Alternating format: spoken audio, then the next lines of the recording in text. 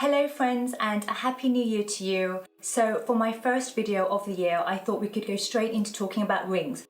Quite a big, but nevertheless an important topic. A big thank you to one of our watchers, hello Anthony, who asked a few relevant questions a few months ago about rings. Which sizes to choose from for women and men, of course, and what quantity of each size ring a new designer starting out should order from the manufacturer. I'm going to go through all of that. So for example, what are the most popular size rings that our customers have historically ordered from us? And also just an overview on how rings are made by hand for anyone who may not be familiar with the manufacturing process, because ultimately there are some manufacturers who might not particularly like dealing with rings. So anyway, please stay tuned to the end where I'll also be sharing with you a little inside information on how you can check the ring sizes that you've ordered, one or two equipment pieces that I would advise you to perhaps purchase, and what sizes or how many rings you could potentially start off with ordering from your supplier so that you're not just left with an abundance of various sizes in stock. So this is all based on what our customers have practiced and what seems to,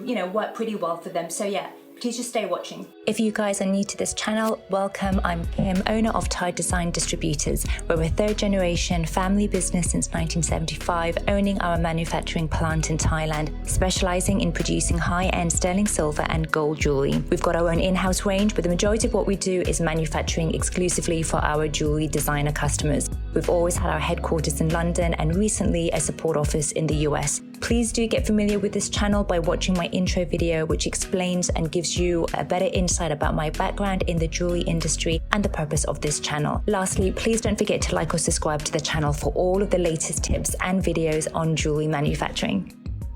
So I just want to start off with mentioning that we have and we still have new customers asking us whether we specialize in manufacturing rings. It is a valid question, and any of you new jewelry designers out there thinking of contacting a manufacturer, please ask the same question. And let me bring you back a little bit and explain why. Historically, manufacturing rings has always been a little bit more challenging than making other jewelry categories because of the sizing issue. So traditionally, remember, the technology of CAD and 3D printing really only came about within the jewelry industry about 10 or so years ago. Now that may seem to be a while ago, but it took a bit of time and a slow increase before all jewelry manufacturers were starting to take advantage of this technology, and rightly so. It's hard to imagine before CAD those initial masters being made by hand. And making master rings especially, well, let's just say I remember 20 odd years ago how challenging it was for me to watch silversmiths at our factory quality checking the size of rings at every stage of production, just to make sure that they were in keeping with the expected sizes that our customers ordered. Could we make them? Yes. Did we enjoy making them? Not really. Remember that anything that is casted will and have a certain percentage of casting shrinkage. So whether that's 3% all the way up to 7 or 8%.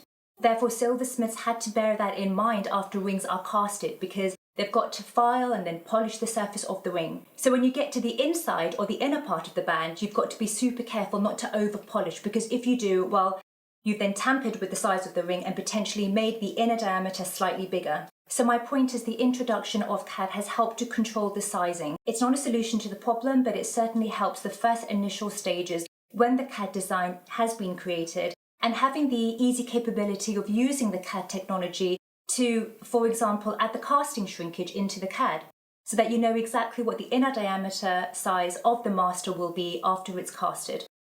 The polishing and filing is just a matter of skill for the silversmith, and really just being careful not to adjust the size afterwards. So I just want you guys to bear all that in mind, because like I said, some manufacturers may not have historically specialized in producing rings, and hence we certainly get that question from our customers quite a lot.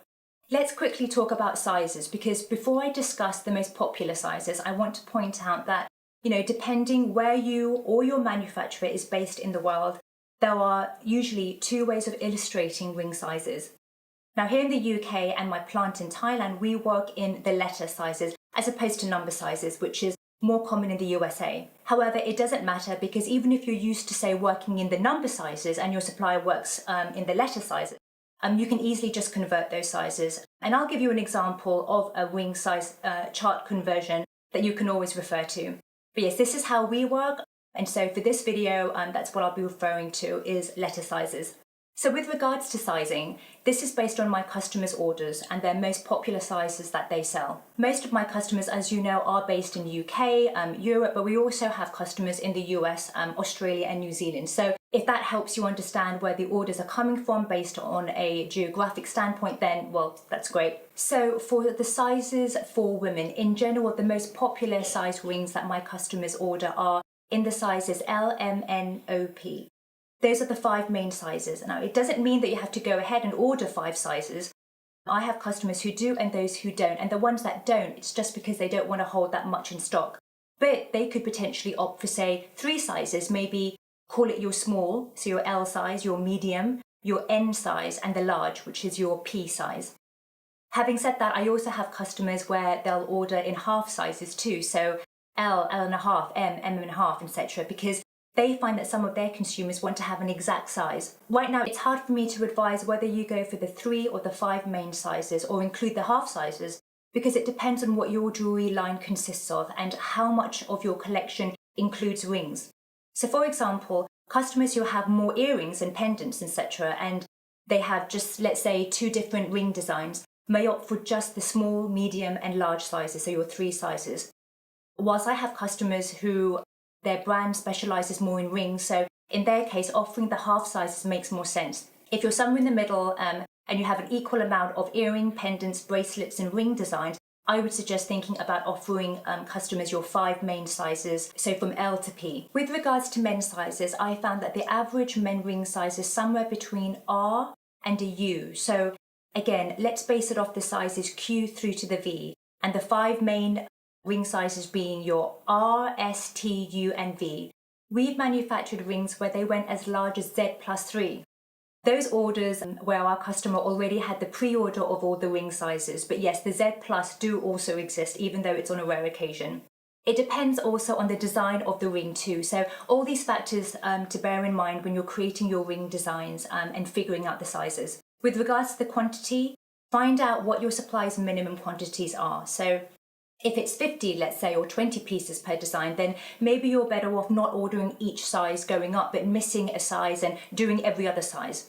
Down the line, as you grow, you'll establish what your most popular sizes are for each different ring design that you're selling. So make sure you have plenty of stock of those popular designs on hand and less on the least popular lines. Lastly, I really think every jewellery designer who has rings as part of their collection has a ring sizer. Here are some that we have at our London office. There's a few that we have in different materials, such as in metal and plastic. The plastic is good just because it reduces the risk of the metal scratching as you slide it on and off. And some of the ring sizes have both the number and the letter, as well as the inner diameter measurement in millimeters. They're inexpensive, but I think a valuable tool you should have, just to quality check the ring sizes when you receive the stock from your supplier. Right, I think that's it, and I hope that was helpful and useful to any of you guys thinking of creating some ring designs into your jewellery collection. I'll see you in my next video, guys, and thanks again for watching. Take care. Bye.